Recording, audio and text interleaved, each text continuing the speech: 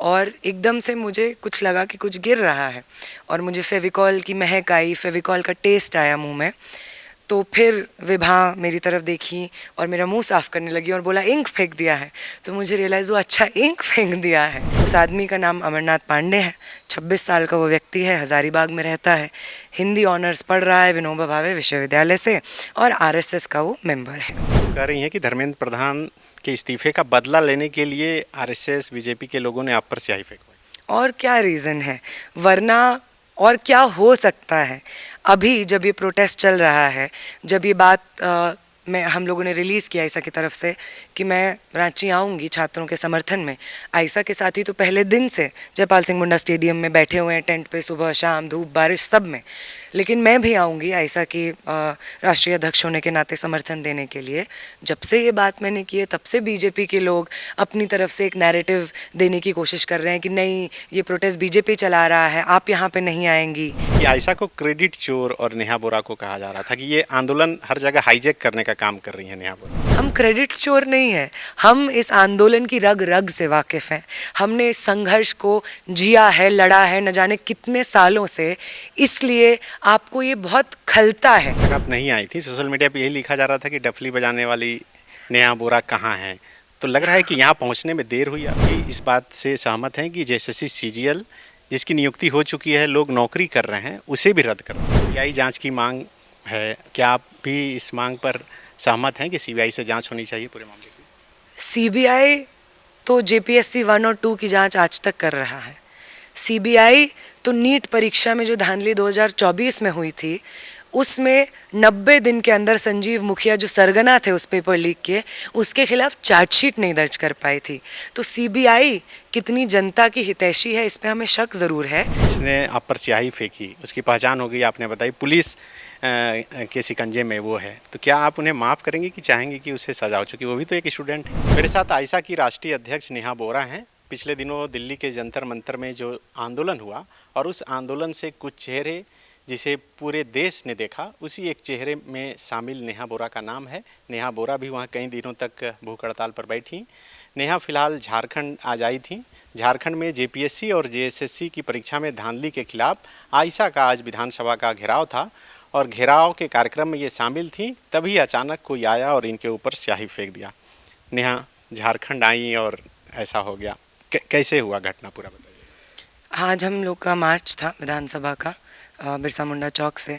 वहाँ पे जयपाल सिंह मुंडा स्टेडियम में जो छात्र इस वक्त संघर्ष कर रहे हैं, उनकी मांगों के समर्थन में ये मार्च निकल रहा था। तो हम बीच में, मार्च के बीच में ही कहीं रास्ते में थे। मैं थी, मेरे साथ आयशा की बाकी महिला साथी थी, विभा थी जो आयशा की राज्य की प्रेसिडेंट है, बाकी आयशा के साथी थे।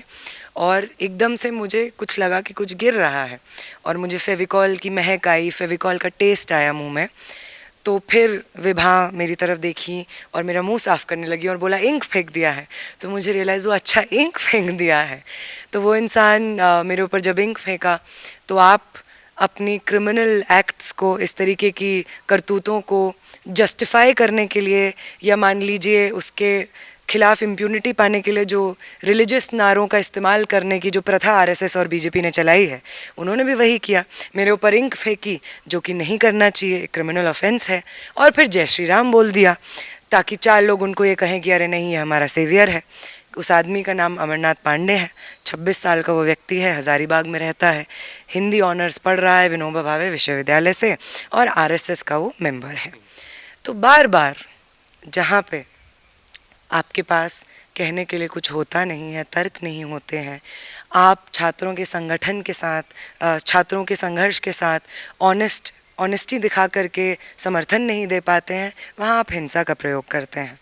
और पहला सवाल, मतलब मेन सवाल तो ये है एक्चुअली कि हम तो जो मार्च कर रहे थे, वो मार्च तो उसी प्रोटेस्ट के समर्थन में था जिसमें तथाकथित भाजपा के लोग हैं और वो जिस प्रोटेस्ट को चला रहे हैं।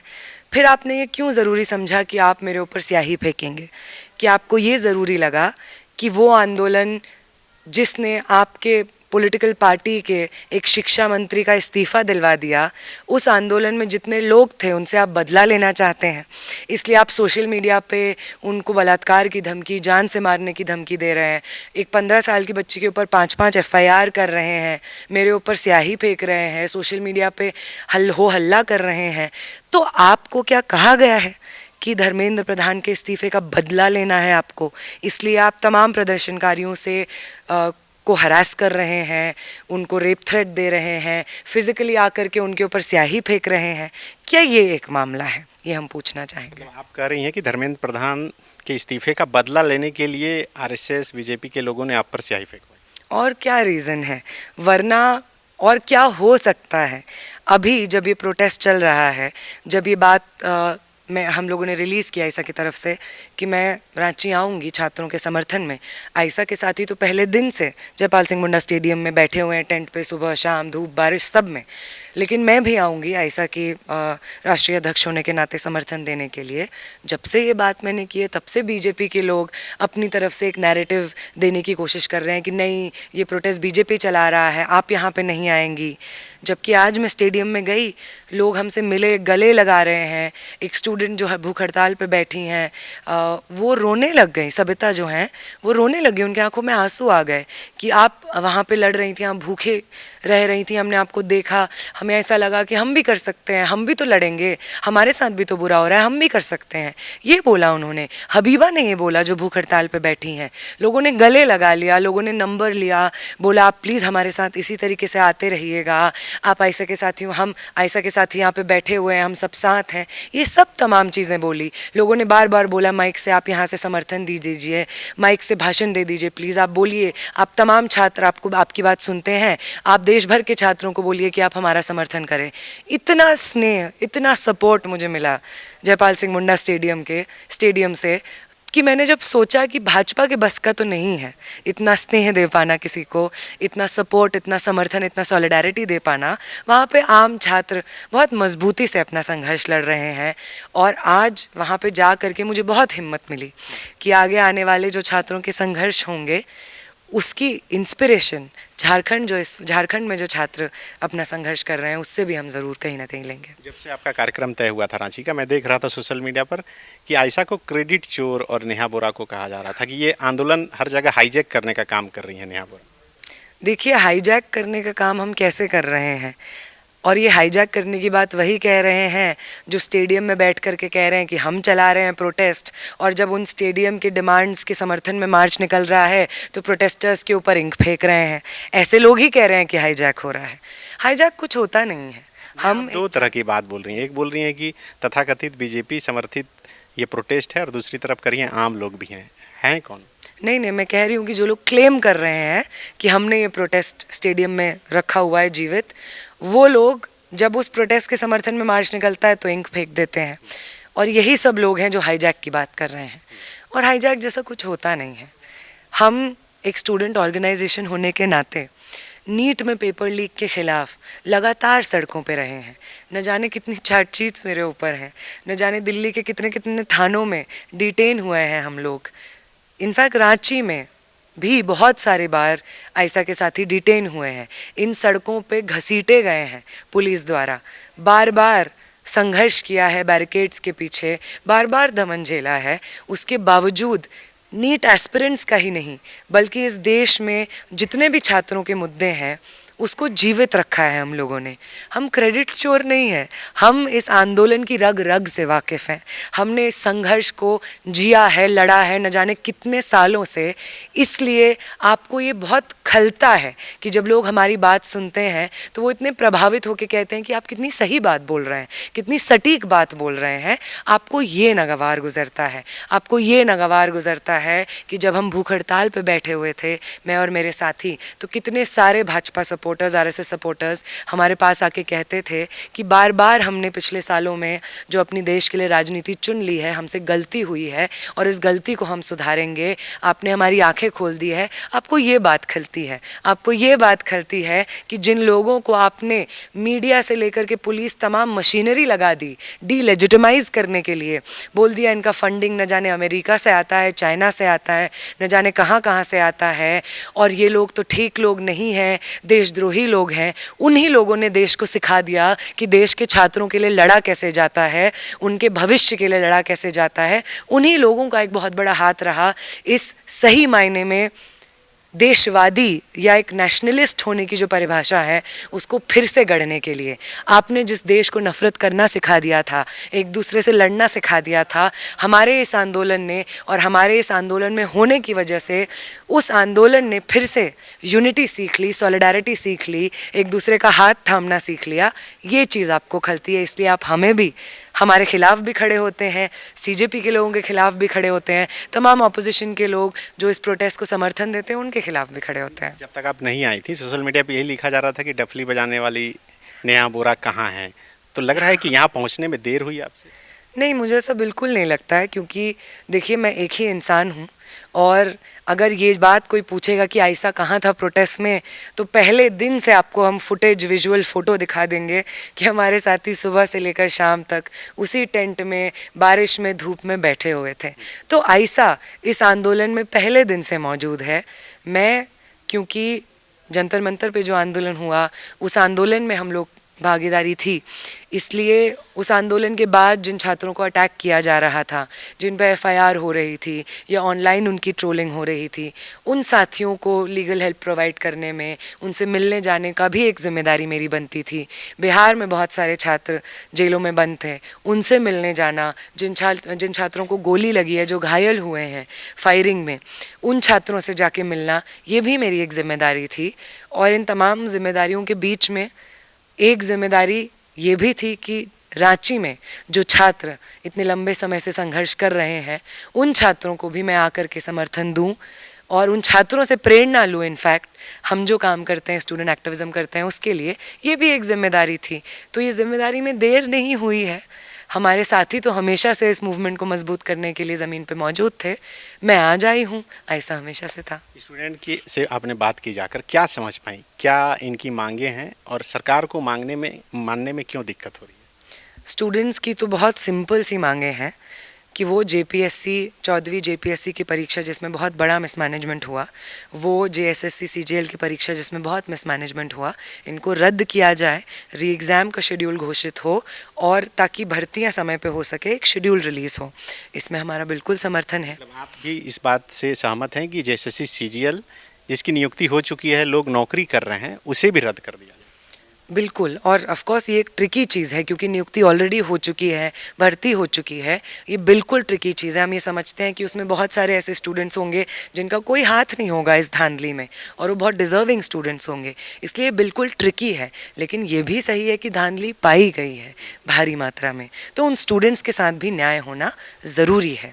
इनफैक्ट बहुत सारे ऐसे स्टूडेंट्स जयपाल सिंह स्टेडियम में भी बैठे हुए हैं जिनका हो गया है, क्लियर हो गया एग्ज़ाम, लेकिन वो ये समझते हैं कि अगर एक भी छात्र के साथ अन्याय हो रहा है तो सबके साथ अन्याय हो रहा है और उनके इस न्याय की मांग में उनको समर्थन देना बहुत ज़रूरी है। तो ऐसे भी छात्र हैं, तो हम उन्हीं के साथ खड़े हैं, उन्हीं की डिमांड्स के साथ खड़े हैं। और तीसरी चीज़, जो ये प्राइवेट एजेंसीज़ को अब ज़बरदस्ती घुसाया जा रहा है एजुकेशन सिस्टम में, जिसकी वजह से अनियमितताएं आम हो गई हैं, पेपर लीक्स आम हो गए हैं, टीडीपीएल जैसी प्राइवेट एजेंसी जिनको ब्लैकलिस्ट कर दिया गया है एक राज्य में, आप उससे परीक्षाएं करवा रहे हैं, इसको ख़त्म होना होगा। एनटीए परीक्षा कराती है तो नीट पेपर लीक होता है, CUET UG PG paper leak होता है, वो भी प्राइवेट एजेंसी है, उसको भी रद्द होना होगा। उसी तरीके से ये हमारे प्रोटेस्ट की डिमांड थी जब हम वहाँ पे थे, उसी तरीके से टीडीपीएल को भी रद्द होना होगा, क्योंकि उसने सालों में ये प्रूव किया है कि वो किसी भी परीक्षा को सही रूप से करवाने के लिए कैपेबल नहीं है। सरकारी संस्थानों को ये जिम्मेदारी लेनी होगी कि वो पारदर्शी रूप से इन परीक्षाओं को करवाएं, ताकि कोई भी अनियमितता हो तो सरकार का गिरबान पकड़ा जा सके सीधा। सीबीआई जांच की मांग है, क्या आप भी इस मांग पर सहमत हैं कि सीबीआई से जांच होनी चाहिए पूरे मामले की? सीबीआई तो जेपीएससी 1 और 2 की जांच आज तक कर रहा है। सीबीआई तो नीट परीक्षा में जो धांधली 2024 में हुई थी, उसमें 90 दिन के अंदर संजीव मुखिया जो सरगना थे उस पेपर लीक के, उसके खिलाफ चार्जशीट नहीं दर्ज कर पाई थी। तो सीबीआई कितनी जनता की हितैषी है, इस पे हमें शक ज़रूर है, लेकिन फिर भी हम इस चीज़ को कंसिडर कर सकते हैं। लेकिन फ़िलहाल जो मांग है वो इसको रद्द करने की है। ऑलरेडी ऑनगोइंग इन्वेस्टिगेशन चल रही है, जिसमें कौन लोग सामने आ रहे हैं वो भी हमें पता है। तो हम फ़िलहाल तो सीबीआई की जांच को, और वो किसकी जेब में है ये भी समझते हैं, ईडी किसकी जेब में है वो भी समझते हैं, और सीबीआई पिछले समय से इन्हीं पेपर लीक्स और अनियमितताओं की जांच में क्या गड़बड़ियां कर रहा है वो भी हम समझते हैं। नेहा, आप दिल्ली के जंतर मंतर पर बैठी थी धरना पर, हम लोग वीडियो के माध्यम से लगातार देख रहे थे आपको। पूरा देश भावुक भी हो रहा था आपको देखकर, जब पानी आकर पिलाया गया उस समय। ये जो पूरा आंदोलन हुआ, और कहा जा रहा है कि आज़ादी के बाद यूथ का शायद सबसे बड़ा ये आंदोलन था। जुलाई क्रांति का नाम दिया गया अगस्त से पहले। तो आप इसे क्या मानते हैं? ये सिर्फ जीत ये थी कि धर्मेंद्र प्रधान का इस्तीफ़ा हुआ, कि इस लड़ाई से बहुत सी चीज़ें थी ऐसी जिस पर जीत हासिल किया गया?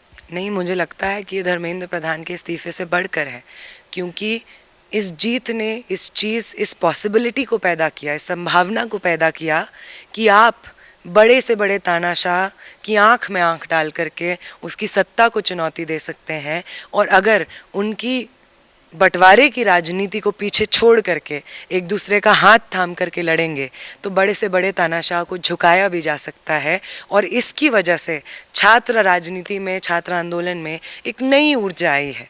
और तमाम अलग अलग राज्यों में जो छात्र अपने रोज़गार को लेकर के, सरकारी भर्तियों को लेकर के, स्कूल एजुकेशन या हायर एजुकेशन को लेकर के लंबे समय से परेशान हैं, त्रस्त हैं, उनके अंदर एक नई ऊर्जा आई है कि हम भी अपने राज्यों में, अपने कॉलेज में, अपने यूनिवर्सिटी में इस तरीके का एक मूवमेंट खड़ा कर सकते हैं और इंच इंच करके इस शिक्षा व्यवस्था को बेहतर, सिस्टमैटिक रूप से बेहतर कर सकते हैं और एक नए हिंदुस्तान का निर्माण कर सकते हैं, जिसके सेंटर में सॉलिडारिटी होगी, जिसके सेंटर में एक दूसरे के प्रति सहानुभूति होगी, जिसके सेंटर में लोकतंत्र होगा, संविधान होगा।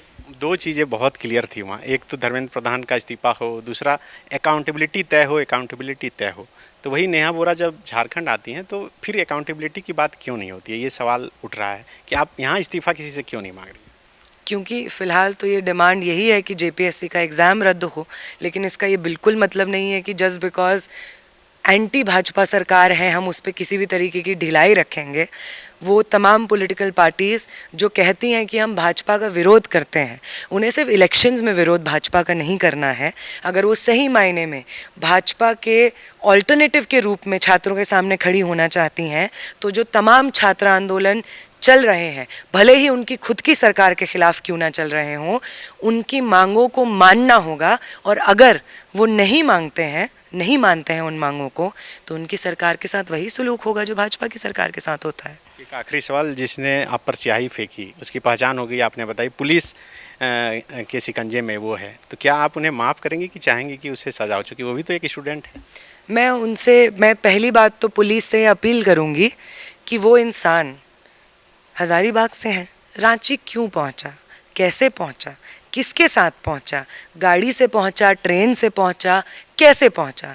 इतनी सारी पुलिस हमारे मार्च को सुचारू रूप से चलवाने के लिए लगी हुई थी, पुलिस के बीच में घुस के वो आ गया और इस तरीके की हिंसा को अंजाम दे दिया। और वो एक नहीं था, 3-4 लोग थे। स्याही एक फेंक पाया, बाकी लोग पीछे रह गए, लेकिन वो 3-4 लोग आए हुए थे। तो ये कैसे पहुंचे इस प्रोटेस्ट में, कौन लोग हैं, कौन सी राजनीति में मानते हैं, किस इंसान ने या किन लोगों ने उनको इस चीज़ की हिम्मत दी कि आप जा करके एक पब्लिक मार्च में महिलाओं के ऊपर स्याही फेंक दें, हमारे ऊपर स्याही फेंक दें। इस चीज़ को मैं प्रशासन और पुलिस से रिक्वेस्ट करूंगी, अपील करूंगी कि जांच करें, उतनी ही कड़ाई से जांच करें जितनी वो किसी और चीज़ की करते हैं, और सारे तथ्य हमारे सामने रखें। बाकी माफ़ करने की बात क्या है, अगर वो ये चीज़ समझते हैं कि उन्होंने जो किया वो उन्हें नहीं करना चाहिए, और जिस राजनीति के तहत किया वो राजनीति नफ़रत की राजनीति है, वो राजनीति पढ़े लिखे समझदार लोगों की राजनीति है, तो बिल्कुल माफ़ करेंगे। लेकिन अगर उन्हें लगता है कि यही नफ़रत है जो इस देश के आम छात्र डिज़र्व करते हैं, यही नफ़रत है जो वो तमाम लोग डिज़र्व करते हैं जो भाजपा के खिलाफ, आरएसएस के खिलाफ बोलते हैं, तो मैं माफ़ नहीं करूँगी। मैं ये चीज़ की उम्मीद करूँगी कि आने वाले समय में वो थोड़ा समझे चीज़ों को, जाने। वो भी एक छात्र हैं। ये जो शिक्षा व्यवस्था है, ये जो सरकारी भर्तियों में धांधली है, उससे वो भी कहीं ना कहीं प्रभावित होते होंगे। अगर वो आरएसएस की चाटुकारिता करने की वजह से नहीं हो पा रहे हैं, तो उनके परिवार वाले होते होंगे, आने वाली पीढ़ियाँ होंगी। तो मैं उम्मीद करूँगी कि वो एक बेहतर समझदारी रख पाएँ। तो यही दो चीज़ें हैं ऑप्शन उनके पास। क्योंकि प्रधानमंत्री माफ़ कर चुके हैं, वो बाकायदा एक रील वीडियो बनाकर उन्होंने कहा कि मैं माफ़ी करता हूँ, भले ही मेरी माँ को भी गाली दिया गया। अब लगातार वो इंस्टाग्राम पर एक्टिव भी हैं, कनेक्ट भी कर रहे हैं, इसलिए ये सवाल था। तो आपको लग रहा है कि अब जो संवाद है यूथ से वो लगातार हो पा रहा है प्रधानमंत्री? नहीं, हमने उन्हें माफ़ नहीं किया है ना। उन्होंने देश की बेटियों को माफ़ किया, फिर अपने लोगों द्वारा 5-5 उन पे एफआईआर करवा दिए। उन्हीं के आईटी सेल के लोग जो अमित मालवीय से ऑर्डर्स लेते हैं, वो लोग मेरा फ़ोटो चला रहे हैं, मेरे कमेंट में लिख रहे हैं कि किस तरीके से मेरा बलात्कार करेंगे, लिख रहे हैं कि मेरी माँ का बलात्कार करेंगे। मैं तो चलिए एक स्टूडेंट एक्टिविस्ट हूँ, 15 साल की लड़की का बलात्कार करेंगे ये लिख रहे हैं। वो तमाम महिलाएं जो प्रोटेस्ट में शामिल थीं, उनका बलात्कार करेंगे, उनको जान से मार देंगे, ये लिख रहे हैं। ये बिहार में स्टूडेंट्स अरेस्ट हो रहे हैं, अभी भी कुछ स्टूडेंट्स नहीं छूटे हैं, ये हो रहा है। बंगाल में जहाँ पे नई नई सत्ता में आए हैं, वहाँ पे छात्र अरेस्ट हो रहे हैं और वहाँ पे सिटिंग चीफ मिनिस्टर कहते हैं कि ये तो जुम्मे वाले लोग हैं जो इस तरीके की चीज़ों को अंजाम देते हैं। तो धर्म के नाम पे, जाति के नाम पे, लिंग के नाम पे जो समाज में पावर हायरार्कीज एग्जिस्ट करती हैं, जो नफरत इन्हीं लोगों ने फैलाई है, उसी के आधार पर पुलिस क्रैकडाउन हम पे कर रहे हैं। कौन सी माफ़ी दे दी है? कौन से हृदय सम्राट हैं आप? आपकी माफ़ी भी हमें नहीं चाहिए, क्योंकि हम आपको माफ़ नहीं करते हैं। हम आपको माफ़ नहीं करते हैं। 20 तारीख को आपने जो हिंसा करवाई, आपकी सरकार के लोगों ने जो हिंसा करवाई, उसके लिए हम माफ़ नहीं करते हैं कि हमारा प्रोटेस्ट लगभग 2 महीना चला। आप चाहते, आपको इतनी सद्भावना थी, इतनी हमदर्दी थी, आप 1 हफ्ते बाद भी इस्तीफ़ा दिलवा सकते थे। हम माफ़ नहीं करते हैं कि आपने इतने लंबे समय तक हमको सड़कों पे रखा, सड़कों पे बिठाए रखा। हम माफ़ नहीं करते हैं कि आपने हमें भूख हड़ताल पे जाने पे मजबूर किया। हम माफ़ नहीं करते हैं कि ये आपकी सरकार में हुआ पहला पेपर लीक नहीं है, पहला घोटाला नहीं है। हम माफ़ नहीं करते हैं कि लगातार साल दर साल आपने इस देश के छात्रों को निराश किया है। हम माफ़ नहीं करते हैं कि आपने 17 साल के वेदांत 12वीं का जिसने एग्ज़ाम दिया था, जब उसने बोला कि मेरी हैंडराइटिंग मैच नहीं हो रही आंसर शीट से, आपने उसे देशद्रोही कहा। हम माफ़ नहीं करते हैं आपको। हम माफ़ नहीं करते हैं कि भाजपा के प्रेसिडेंट नितिन नबीन हमें वायरस बोलते हैं। हम माफ़ नहीं करते हैं कि आपके सांसद हमें गटर छाप जनरेशन बोलते हैं। हम कुछ माफ़ नहीं करते हैं। आप हमसे माफ़ी मांगिए। जहां 27 वर्षों के सफर में 17,000 से भी अधिक छात्रों ने डॉक्टर एवं इंजीनियर बनकर भरे सफलता की ऊंची उड़ान, जहां साधारण छात्र भी झारखंड टॉपर्स बनकर बना रहे इतिहास। दूरदर्शी शिक्षाविद श्री विपिन सिंह के मार्गदर्शन में मेडिकल एवं इंजीनियरिंग के लाखों छात्रों के लिए आशा की किरण के रूप में goal, nation's leading institute.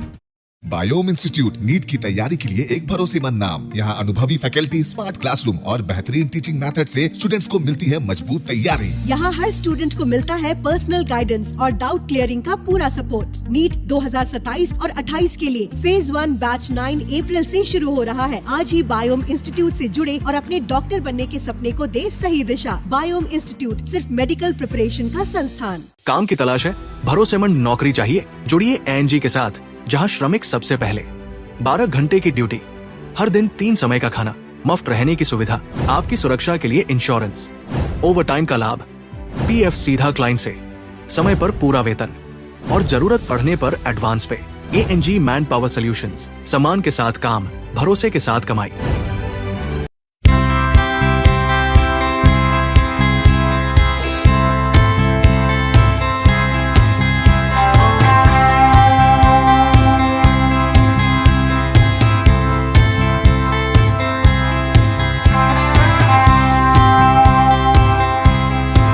thefollowup.in. Like, share, and subscribe. www.thefollowup.in